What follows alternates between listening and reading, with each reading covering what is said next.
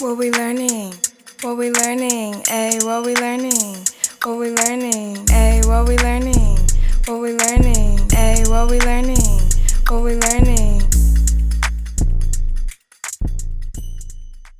Real loud, my energy potent is real loud. What's good, everybody? It's your girl Bree.22, and welcome to another episode of What We Learning. If you're new here, make sure you subscribe, like, comment. In today's video, we have Quincelu. Bendito. Bendito, hey. You're. So you're an artist, you manage artists. Are you from Tallahassee?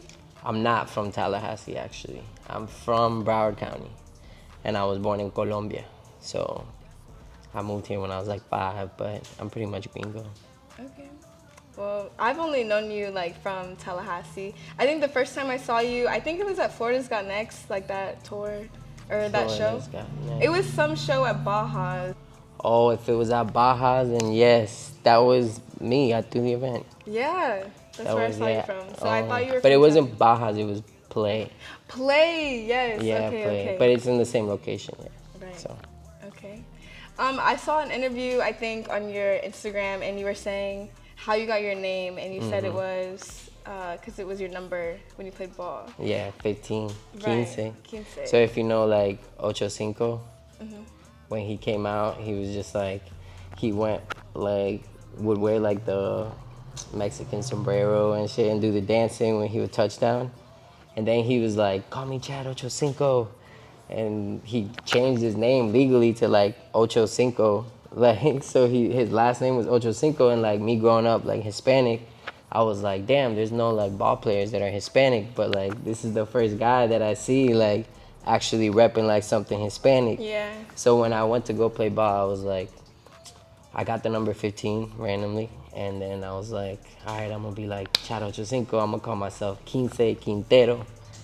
Nobody called me the Quintero. They just said Quince, so I was like, That is very it long. works. Quince Quintero. Yeah. Long. I mean, it's just because like it sounded similar, but Yeah. I feel them. Then they started saying Quince, and like my other nickname's Lou, so people just said Quincelu. But at the time, were you like doing music or Nah, no? never. I didn't start doing music till after high school. Whenever you started doing music, like you knew that's the name you were gonna go with, or did you think about doing other names? So when I was trying to figure out, I'm trying to think. I think I started with like something like Louis Lou or like I was just trying to think of something creative, yeah. But I was like, then I just remember my nickname from ball and stuff, and I was like Quince. I was like, you know what? I thought maybe because it was so Spanish that people wouldn't be able to say it, because people be like Quincy. So I'm like, but it's straight. Like I was like, I'll get them to understand that it's Quince. Right. So. If you're important enough, people will remember how to say your name. Exactly. Exactly. It's a fruit though, so that was a little hard to beat. That's why I put the Lou. Because when I tried Quince on Google, it would keep showing up like this fruit. I'm like, bro, it's gonna take forever to beat the fruit. So I'm like, I'm gonna just say Quince Lou. And nobody had that, so. That's funny. How would you describe your music? My music, I would say, is more alternative. Like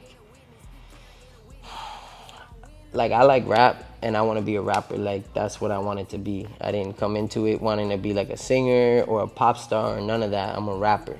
Like I like the grit. I like, you feel me, that it comes from the heart and that it's poetry to an extent. But I'm not like constrained to just making rap music, if that makes sense. So I want to be a rapper that just likes to make a bunch of music. That's how I look at it. Some people are like, nah, I'm an artist. I'm like, nah, I'm a rapper. But I like all types of music, and however I can make my syllables and my words fit like any type of beat, because I could listen to whatever. Like I don't care if it's like house or, you know, all my influences. That's kind of what I cater to. Just the vibe, like the day, like. That's what's up. I feel that. So you said you're born in Colombia. I was born in Colombia. Yeah. Do you like speak Spanish in your songs? Yeah, I do actually. So that's one thing that kind of like started making me stand out, was that I would rap, and then like halfway or sometimes in between like different parts of the song, I would start putting Spanish. And my goal was to rap in Spanish as if like it was still English, so that English speakers would think that it's still English. You know what I mean? Like, because usually you hear Spanish, you're like, all right, they're speaking Spanish. But if I'm like rapping and I'm like, you know, saying something, and then all of a sudden I'm just switching through, like, and I'm speaking Spanish, you're like, wait. Like, Yeah. you might even say it and not even realize it until you're like, wait a minute, I'm not speaking English. Yeah. That's how I wanted it to be, so that it would be more like, it would capture more I of the feel audience I that. wanted. I always wondered, like, if you're speaking in Spanish, like, what you mean to say in English, like, does that rhyme, like, the English Oh, yeah, words? yeah, yeah. Or the Spanish words rhyme? No, they all rhyme. So, like, that's what I try to do. Because I feel Okay. like most people can't do that because they're like, if you speak Spanish and you're a natural Spanish speaker, like, you're gonna, like, speak Spanish a certain way. And then if you speak English, you speak it a certain way. Yeah. But then when I was listening to both, I started breaking it down. So, like, I had this song, like, Bad and Bougie, right? And I was like, oh, Gina, mira esa niña tan linda, su cuerpo causa mucha envidia, sus curvas son una sonrisa, se mueve adelante sin prisa, blah, blah, blah. And then I'm like, wait, translate, I let that bitch because she stay acting fake. But it's still the same flow, right? So you can't tell the difference. I like made it so that my voice wouldn't change or anything. Maybe my voice, because when Maybe, I speak like, your Spanish, accent not exactly, change? Your yeah, accent yeah. not change. The accent not change, so it still sounds like like an English speaker is speaking Spanish, Okay. or a Spanish speaker is speaking English. Like, Yeah. whichever way you hear, you're not like, damn, there's a difference. It's just like a different word that I don't Yeah. know what it means. You put a lot of thought into that, so I respect it. I had to make myself different somehow, right? So I was like, the Spanish flow. Whenever you, like, tell somebody that you make music or you want someone to, like, get tuned into your music, what would be the first song that you put them on? Like, when I started out, I would put them on to this song called Migo Story. And it was just because of like the beat.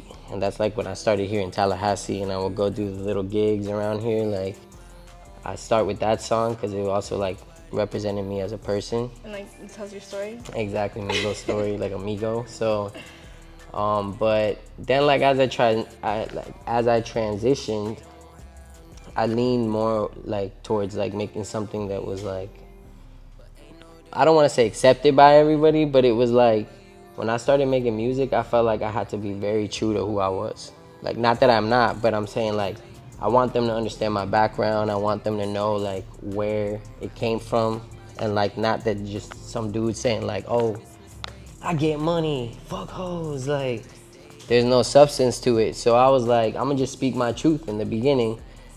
I'm gonna try and make my own sound, and that's kind of like what made it hard, because it was like something that I knew people weren't gonna be like right away to. Yeah. But I knew like inside too, I was like, I know what sounds good. I want to do it, but I need to like work to it. I don't want to just come out the bat like doing this.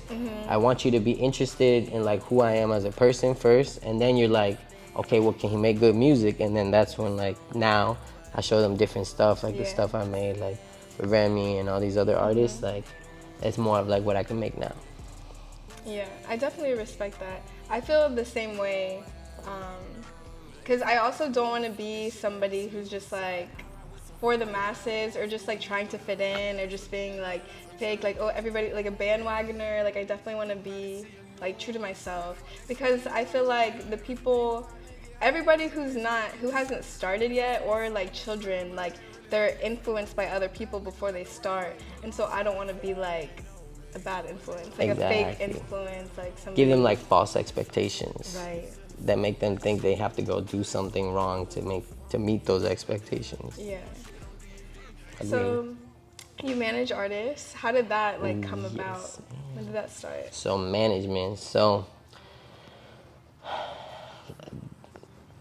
when I started rapping, I would rap with like a bunch of people, and we eventually made a group, and we were like all over the state of Florida. A lot of them are from here in Tallahassee. Eventually, like, you know, we work as a group, and we try to do a lot of things together as a group to help like our means.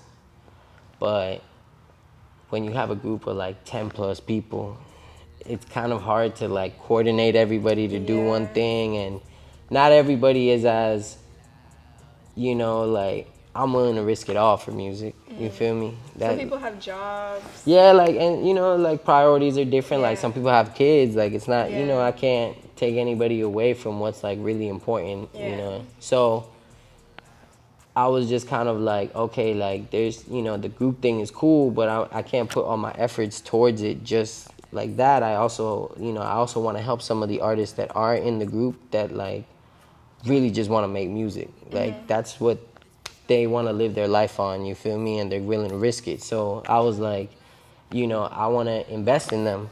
Like just like I wanted somebody to invest in me when I was starting out, but somebody that would invest in me and not give me like a crazy percentage check, like you feel me? Because like when I got my first offer, it was like I get to keep like 15% for myself. I That's feel like you're supposed ridiculous. to pay them 15%. That's what I'm saying. You're supposed to keep it, like if you're the manager, you should keep 15 and let them have the big chunk. Like, but they were trying to do me like that, and like I was just like, and on top of that, they're trying to control your like creative, what you want to do creatively and do all this stuff. So I was just like, I never took it, but I never had that backing because of that. So I kind of was like, I'm in a position where I'm, making all these moves for myself, and I've been doing it independently. But I was like, it ain't nothing to just maybe like bring somebody along too. I mean, I could invest in them. So like if they don't necessarily have the abilities to like get on there, I could help them out. Because maybe these people like now fuck with me and they're like, I'll look out because I know they're under you. Yeah. So I was like, yeah, I'll use my name to help them out and get them like on, while also like it incentivizes me to like go get them a bag, because I was like, okay, if I make a percentage, like I'm gonna go work for you, you feel me? Like I'll figure out what I can fit you in. Yeah. So just really like a way to help, but also without like shorting myself of like being able to like, because like, you know, we work hard and we don't want to have to work anymore in what we work in, so we want to just be able to focus on music and stuff. So like I need to have some way to make money so that I could still like make everything happen, you feel me? Yeah. I feel it for sure. I actually was very interested in like managing artists. Like before I did anything like entertainment wise, I just had a lot of friends that were artists, like, and that were just like so cool. I love being around them, like watching them make music and everything. And so I just knew I wanted to be like a part of like that lifestyle somehow. And then I was just like exploring different like careers, and I like thought I wanted to do management, but I was trying to just be around people that were managers and like try to like learn from them, and they really weren't like telling me anything. So I decided I was gonna it was gonna be my major in school. And then whenever I moved to New York, my roommate was an artist, and he was like, no, just like be my manager. And then so I was like trying to help him out, but honestly I didn't have a good experience because I didn't know anybody there, and I was still trying to learn stuff about the music industry. And then people like me, being a girl, like guys who were like engineers, producers, like made beats or like had the studio or blah blah blah, they would like they would pretend like they were way bigger than what they actually were, just to like get me around or talk to me. And so it was like not beneficial for my artist when I'm trying to like actually get shit done. Right. And so it wasn't that good of an experience. So I learned for myself that I have to become more like knowledgeable, or just like meet more people, have more connections first before I try to do that again. But I think it's very cool that you're doing it. Nah, you definitely, I mean, pretty much being a manager is just being able to get the resources that somebody needs. And sometimes like if you don't know what those resources are yet, it's kind of hard to find out. Like, yeah, I would say most people, like when they go to manage somebody, they've like hung around something to see like how this artist developed or something. Like a lot of the managers that I had met, let's say they were like promoters first or DJs first, and they saw how like certain artists would break and shit, and then they're like, oh, I can manage this guy, like I can get him in tune with all these DJs I already know. So then like for instance, you make a platform, like if you have a platform, then it's like, okay, yeah, I can manage them because I know I can at least put them in my platform, and through the connections I gain through my platform, be able to like. Yeah. So nah, I feel you. One day, I might. And it's not, I mean, like that's the name of the game. Keep learning, like you know when like you can do something wholeheartedly. Would you like to have your own label one day? Well, that was what I was kind of going for, but what I learned is like labels don't do as much as like a manager can do. You know what I mean? Like. How so? So a label is just like an imprint. It's basically like you sign to a label, it's an imprint that puts out the stuff that you want to put out, right? If they're a good label, like indie labels usually are going to be a little more in favor of the artist. An indie label is going to give a little more effort towards the artist they sign. So they might do some marketing. They might even go ahead and like, look for resources. If you go to a major, they're not going to really guarantee you that. They're going to give you a check. They're going to give you an advance. They might, promise you a lot of things, but that doesn't mean they're really going to do too much because they have so many people on their roster. Like, they don't put their resources towards you unless they see something already happening. Usually nowadays, labels only sign people already getting money off of music. Yeah. So, like, usually by then, you don't need the label that much either. You just need good management. A manager, though, is going to be somebody that's willing to take the risk on someone, that's willing to, like, actually, like, we're going to manage your career. We're going to try and get you the right, in the right positions to, like, build your name to them where so a label. More hands-on. A label's more like a bank, I would say.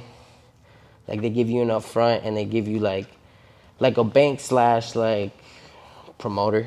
So they give you the means with the check within advance to be able to just work on music so you don't have to do this, and they give you the access to like these outlets, like let's say a distributor and stuff, but they don't necessarily like, they might not necessarily like guide your career or do anything for it. Like, that's why I felt like managing was better, because you could invest in the artist, you could like, you could like pay for like marketing, you could like figure out how to get them a publicist, you could figure out how to like get them on certain things. Like, you have more freedom to actually help them, and they're not just so tied to like, okay, I put that under Warner Brothers, but Warner Brothers ain't did nothing for me. Like, you feel me? They're just getting a check out of everything you put out. Yeah. So that's why I'm so like, it's really just a scam.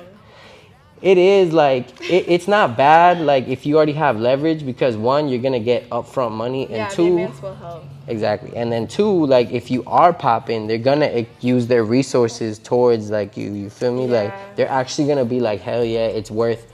Let's pay for his album, because like we don't want, they don't want to pay for it. Like, we'll pay for it because we know it's gonna make money back. Like, go ahead, get him on this stuff, because it's like labels have been around so long that it's just like, it's like what I said, like if I go around and I go meet all these people and I get, good repertoire with them, and then I just manage these artists and I'm like, hey, fuck with these guys or girl or whoever, like they'll be like, oh yeah, we know you, blah, blah, blah. Labels have been doing this for years. So like all Warner Brothers has to say is like, doesn't matter if you know this person or not, this is our intern. They work for Warner Brothers. You send an email, they're gonna pay attention. Like, they're gonna consider it, but it doesn't guarantee anything still. So yeah, kind of it is a scam unless like, it's in your favor where they're actually gonna do something. So what are the pros and cons of living an artist lifestyle? The pros and cons. Start with the cons. Like, what's like the negative things of like the negatives. Like, so the music industry, like the business side of this stuff, that's the biggest con, really. Like, everything about it seems fun until you have to realize that it's still a business. Yeah. So like, not everything goes off of talent.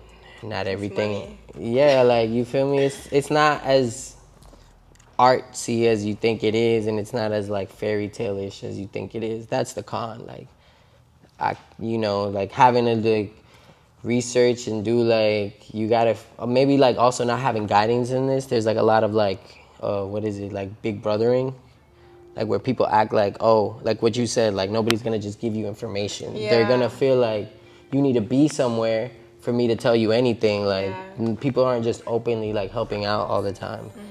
They're trying to hold on to like what they know. They don't really want to help you if you're not like, if they can't say like, oh, they did something for you, like, or hold something over you, they're not gonna help you.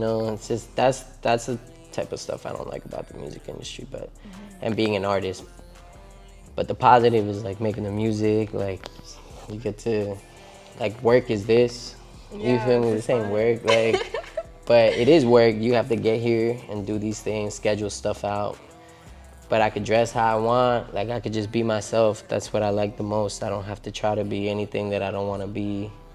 I don't have to, like, when I wake up, like, to some people it might be hard, but for me, I like having to figure out what I have to do the next day and not have everything so, like, okay, from 10 to 4, like 9 to 5 type shit. I gotta figure it out. It's stressful, but Yeah. But it makes it more fun. Yeah, I love making my own schedule. Like, I love being free. I don't really have, I mean, I still work as a bartender, but at nighttime sometimes, but in the daytime, Yeah, I but that's just, still like, yeah, it's, entertainment industry. yeah. It gives you like some insight into like what's going on in the Yeah, I meet a clubs and lot of stuff. people. Like, it's honestly great for networking and stuff. But yeah, I just wake up and then I plan out like what I'm gonna do with my day, really, or if I plan out like different interviews and stuff. But yeah, I love not having an actual job. Like, Yeah, like when you work for yourself, you have a job 24/7. yeah, So creative process when making music. Like, do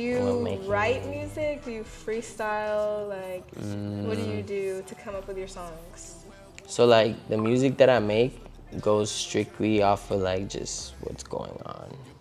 Like I've never been able to just, well, unless it's like, yeah, it's still everything that's going on. Like with the group, sometimes we make like really big songs with like 4 to 8 people in it, but that's like more competitive. Like it's just like think of a random topic and like talk about something, but it's the competition, it's the vibe. Yeah. But if it's like my own music, then I have to go off of something that I've experienced. Like generally when I go make like an album or something or like a project, I'm thinking about like something that I went through and that I want to just like speak on heavily. Like, Did you move to Tallahassee for college?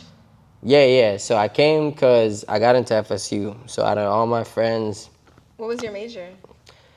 it was engineering at first, but I didn't pass chem, so I just, Me either.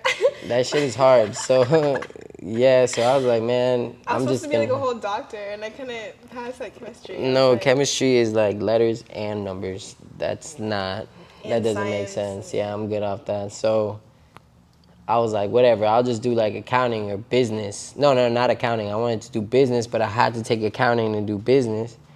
And like, I passed it, but it kind of fucked up my GPA because I didn't like pass it the first time. So I was like, now I'm like, great, I'm trying to just graduate because. So I just went into like Yeah. communications and stuff like, well, but I had started making music like. But like I said, when I first came, I You came for graduated? engineering. Yeah, I graduated school already. So I was like, I was doing it all on the side. I got to the point where I would only take four, four classes a year. So I would only be in school part-time. Like 1 year I completely didn't go to school. But because I didn't like ever skip like a whole like year, just like a semester, Yeah. it still counted as part-time. So that's how I just do it. And my Bright Futures for the most part like covered most of my schooling. So I only paid like around a rack or two a semester. So That's what's up. it wasn't that expensive. Yeah, I had Bright Futures, so it was the last year when it was like easy to get. Everybody told me like, oh, you just have to get community service, community service, community service. So I got like 150 hours community service, and then they're like, oh, you have to get like a 26 on the ACT, or no, it was like higher. Yeah, you like, gotta have it like a good. It was. I think I got a 23, and I took it like multiple times. I kept getting a 23 over again, and I was like, bruh, maybe I'm just 23 worth of smart. Like, that's no higher I'm gonna get. Like, whatever. So I did. At least for this. Yeah. Yeah, I mean whatever.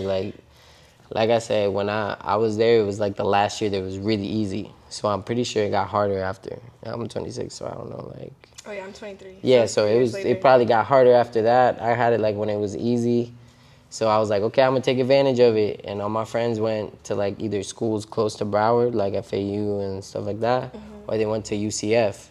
So I was like the only one that went to FSU. So I went by myself, and that's kind of why I started being like, all right, just not a lot to do. I can't just keep drinking and trying to make friends through this. I play sports. Like maybe I could do something.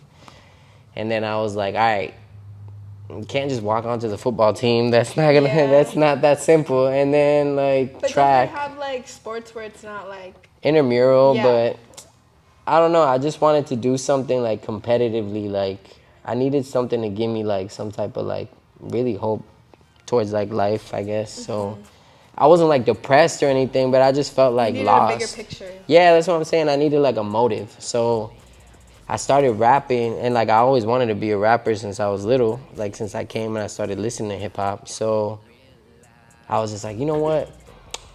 I'm gonna just rap. like I feel like I could rap. Everybody's rapping on this one beat that you don't even know it beat. Like, so I was like, I'm gonna rap to it. I'm gonna make a little rap, and then I didn't have a recording thing or anything, so I just memorized my raps, and I would show people like, play the beat, and I'll just rap it, and like just giving like solo performances. yeah. Like, I mean, I guess at the time that's what it rapping. was already, but that was me writing it, and then I like was like, you know what? If I'm gonna do this for real. And then I was like, but see, I couldn't write. Like it was hard to write because I didn't know what I wanted to talk about. So what gave me motive in music was like, you know what? When I was a little kid and I was like this immigrant, I wish that there was somebody that I could look up to, that I could like relate to, that you know, that could speak on like the stuff that I was going through. And then that's when I was like, I'm gonna make music for people. Like and that's what gave me the motive. Yeah. Like that's what made it easy to write, because I was like, oh, I know what I want to write about. Like I want to influence people. Like,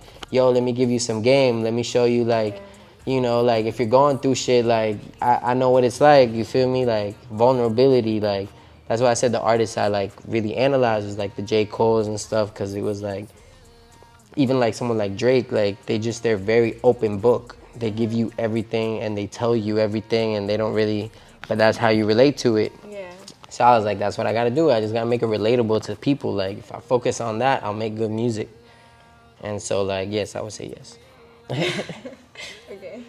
That's so good though that your motive wasn't just like money or Nah, cause something like like, that. and it ain't even easy to make money off of music. Yeah, So it's like, actually pretty hard. so I don't know how you can just be like, it's for money.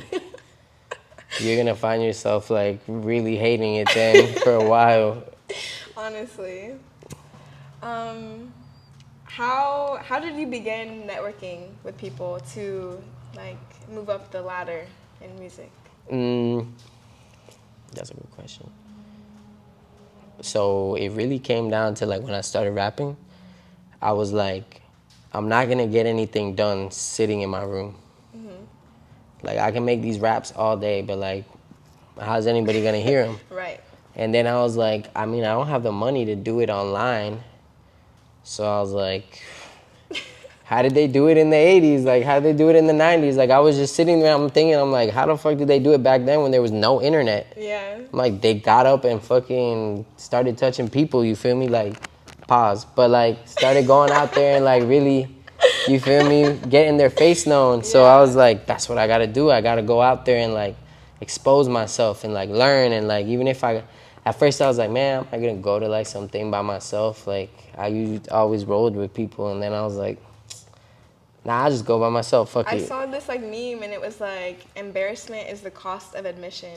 Like you have to be willing to like be embarrassed, like just to start something if you want to like get in the game. No, that's true. You have to, like, that's how you build your confidence. Yeah. Like if you don't let yourself, like, I guess, get looked stupid, you feel me? You're not gonna learn. So even performance-wise, like, Yeah. I kept going, and then When was your first performance? It was, you know, Joe's. Actually, Cafe Shisha. It used to be this place called Joe's Smoke Shop. Smoke tobacco and something like but it was Dro's. I know it was Dro's. And like, I used to have little showcases there. There was a lot of people, and that's where I met most of the artists. Like in town, yeah, like Philly. Well, I didn't meet LK there, but Dizzy, like RIP my dog Dizzy. So I've been asking everybody, what is something that you've learned recently, like a life lesson? A life lesson, damn. I learned a couple. Damn. I just learned one, I swear. Hold up. What did you learn? I learned that, okay, I didn't learn this, but this is just something that I've been applying a lot, and I've always said is like, don't wait until the house burns up to get out.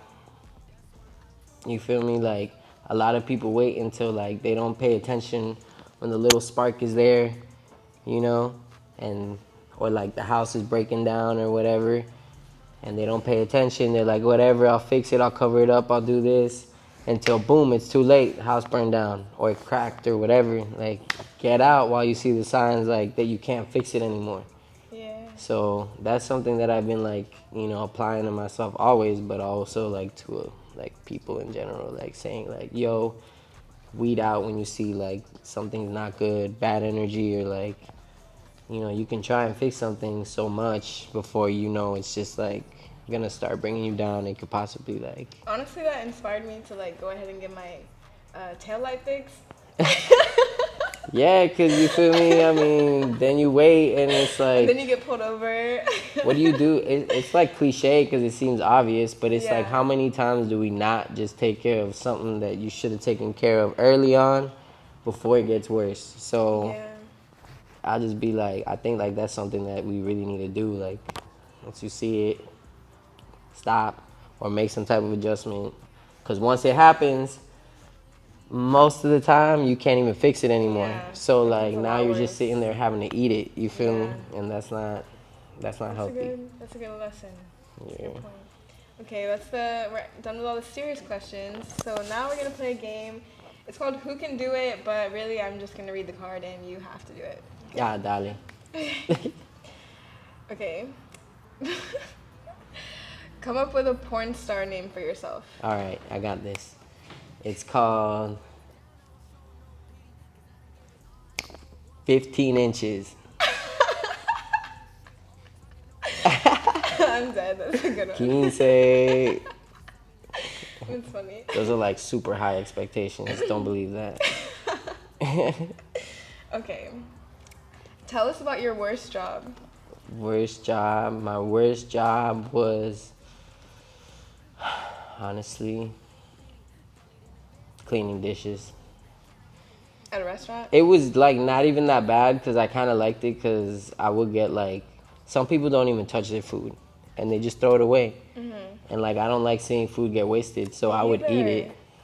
But like if it was touched, I wouldn't eat it. But I'm saying literally people would get their plates and they wouldn't even touch it, and I'd be like, damn. Wasted food. So that wasn't that bad. It's just like, oh no, you know what it was? Busboy. That's for sure what it was. Cause I get that paycheck and it's like the same as doing dishes.